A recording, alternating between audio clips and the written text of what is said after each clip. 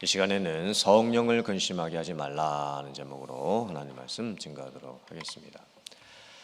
사람들이 죄를 짓는 모습을 보게 되면 한 번 지은 죄를 다시 반복해서 짓는 것을 보게 됩니다.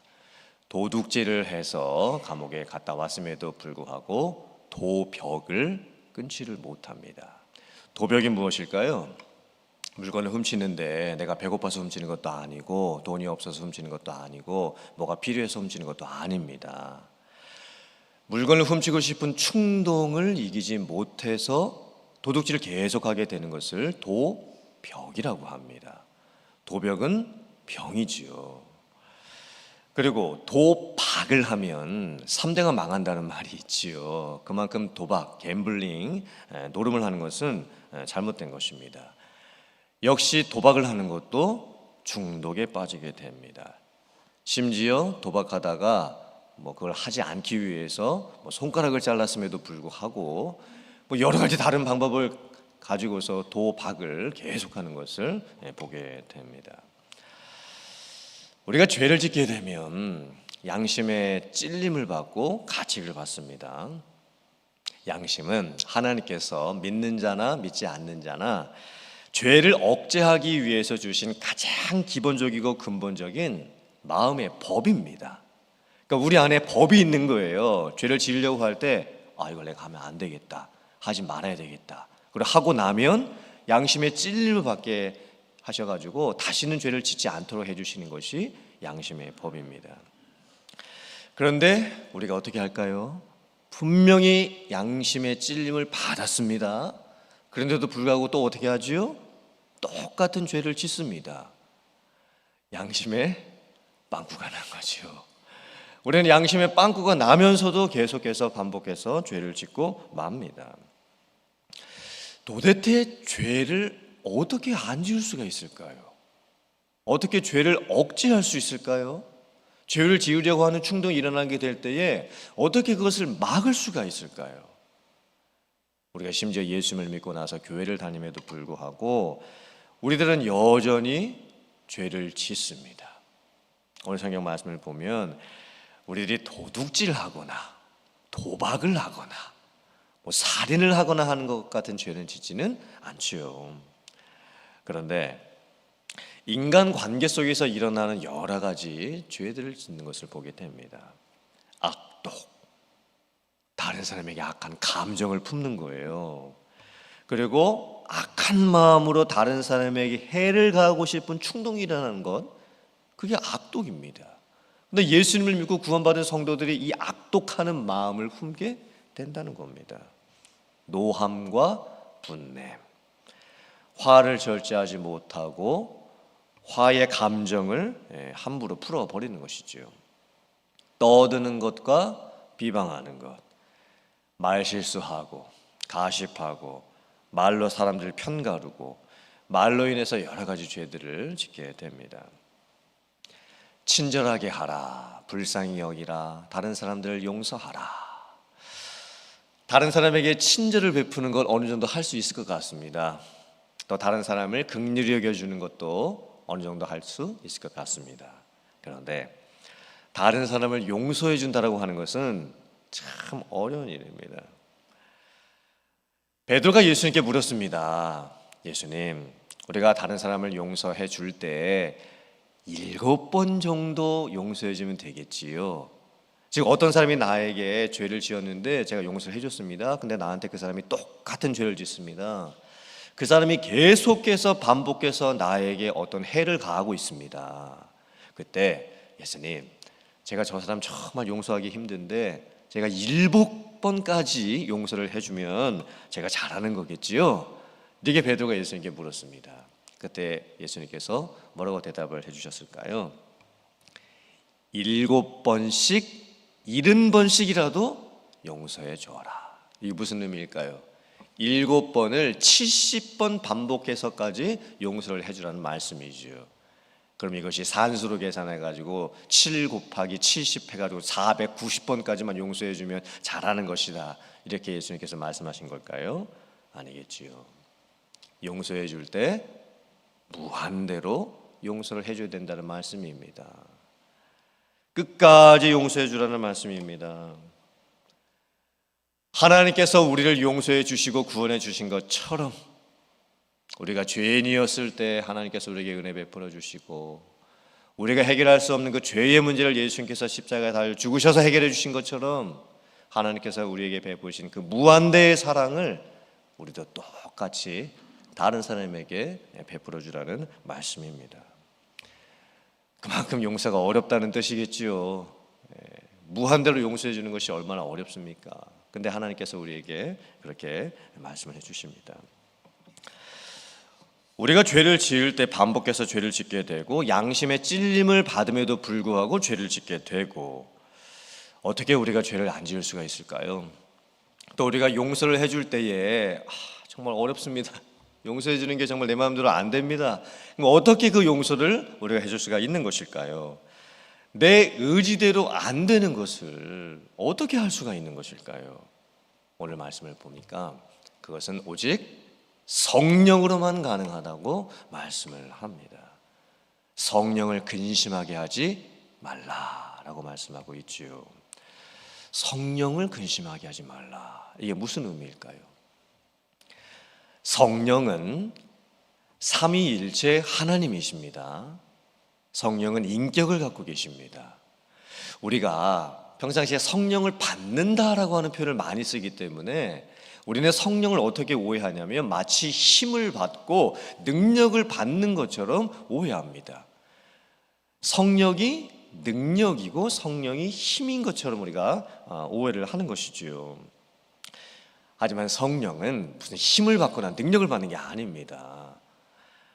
성령은 삼위일체 하나님이시지요. 성령은 인격을 가지고 계십니다. 모든 예수님을 믿는 성도는 예수님을 믿을 때 성령을 받습니다. 그리고 성령께서 우리 안에 내주하고 계십니다. 우리를 떠나지 아니하시지요. 우리가 죽고 천국 갈 때까지 우리 안에 계십니다. 성령께서 우리 안에 계시면서 여러 가지 많은 일들을 해주시는데, 그 중에 하나가 나 때문에 내가 죄를 지으려고 할 때 나의 죄로 말미암아 근심하신다는 겁니다. 즉 성령의 인격과 나의 인격이 서로 연결되어 있습니다. 내가 죄를 지으려고 할 때 나에게 어떤 이렇게 하면 안 되겠구나, 내가 이걸 하지 말아야 되겠구나 라는 그 마음을 들게 해주시는 것이 바로 성령께서 해주시는 일입니다. 그런데 분명히 내 마음에 죄에 대한 억제 마음이 들게 해주시고 성령께서 하지 말라라고 성령께서 음성을 들려주심에도 불구하고 우리가 그것을 하게 될 때, 죄를 또 짓게 될 때, 그때 성령께서 우리 때문에 내 안에서 근심하신다는 거예요. 죄로 인한 탄식을 느끼게 해주시고 애통하게 하시고 눈물 나게 해주시고 다시는 죄를 지으면 안 된다라고 성령께서 말씀을 해주십니다. 그 성령의 음성을 듣게 될 때 우리는 죄를 안 지을 수 있는 거예요. 죄를 억제할 수 있는 겁니다. 죄에 대한 충동이 일어나게 될 때 막을 수가 있습니다. 또 적극적으로 뭔가를 하라고도 말씀해 주시지요. 남을 불쌍히 여겨라, 긍휼히 여겨라, 남을 용서해 줘라. 내가 내 힘으로 내 의지로 하지 못하는 것을 성령께서 나에게 마음을 주셔가지고 하게 해주시는 거예요. 근데 우리가 자꾸 안 하려고 합니다. 이게 분명히 내 생각이 아니고 내 마음이 아니고 나는 저 사람 용서 못 해줄 것 같은데 성령께서 나의 마음을 감동시켜 주셔가지고 그래도 네가 용서해 주어라, 은혜 받은 자가 먼저 용서해 주어라, 믿음이 있는 자가 먼저 용서해 주어라, 이렇게 말씀을 주심에도 불구하고 용서를 안 합니다. 그때 성령께서 우리 때문에 근심을 하시게 되지요. 사랑하는 성도님들, 여러분들 이런 성령의 근심을 느껴보셨습니까? 아마 다 느껴보셨을 거예요. 예수님을 믿고 구원받는 사람들은, 성도들은 분명히 이런 성령께서 주시는 근심의 마음을 느낄 수밖에 없습니다. 성령께서 주시는 근심은 양심의 가책보다 훨씬 강합니다. 내가 하지 못하는 것도 할 수 있게 해 주십니다. 우리가 죄를 어떻게 끊어낼 수 있는가, 어떻게 죄를 안 지을 수 있는가, 어떻게 죄를 억제할 수 있는가, 또한 하나님께서 우리에게 바라고 원하시는 것을 어떻게 행할 수 있는가? 그것은 오직 성령께서 주시는 마음으로만 가능합니다. 초대교회 시대에 아나니아와 삽비라의 사건이 있었습니다. 아나니아와 삽비라가 자기의 재산을 팔아가지고 교회에 헌금을 하고 싶은 마음이 생겼습니다. 참 귀한 마음이지요. 그런데 밭을 판 돈의 얼마를 감추어 두고 헌금을 하게 됩니다. 그때 베드로가 아나니아를 만나서 이렇게 죄를 지적합니다. 네가 어찌하여 성령을 속이고. 이게 무슨 말씀일까요? 아나니아가 밭을 판 돈의 일부를 숨기고 나서 하나님께 헌금을 드리려고 했을 때 분명히 성령께서 아나니아 마음속에 마음의 근심을 주셨던 거예요. 그렇게 하면 안 된다라고 하는 마음을 주셨던 겁니다. 아나니아 스스로가 이렇게 하면 안 되겠구나, 이것을 하나님께서 기뻐하지 않으시겠구나 라고 하는 그 마음을 분명히 가졌습니다.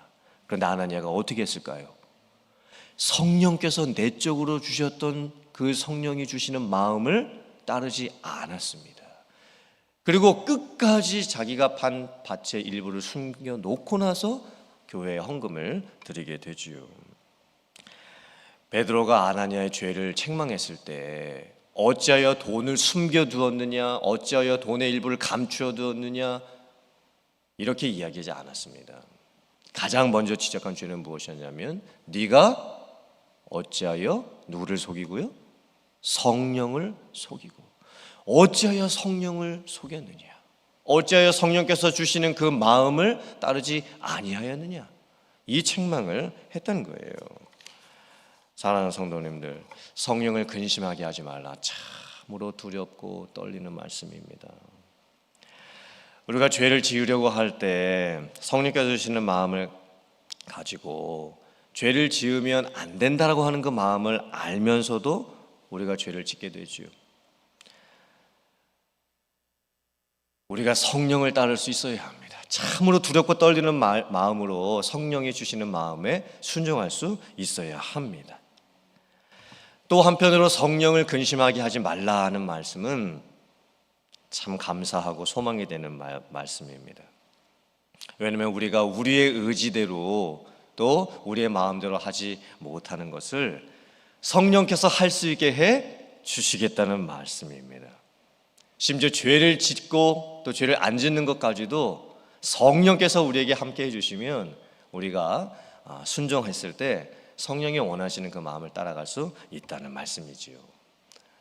사랑하는 성도님들, 오늘 이 말씀을 통해서 우리가 성령을 따라 살아가는 성도님들이 될 수 있기를 주님의 이름으로 축원합니다. 우리가 죄를 짓고 또 하나님께서 주시는 마음을 따라가지 않으려고 하는 그런 마음이 생기게 될 때 성령이 주시는 마음으로 인해서 죄를 이기고 또 죄 가운데서 승리하면서 하나님을 기쁘시게 할 수 있는 그런 삶을 살아갈 수 있는 여러분들 다 되실 수 있기를 주님의 이름으로 축원합니다. 아멘.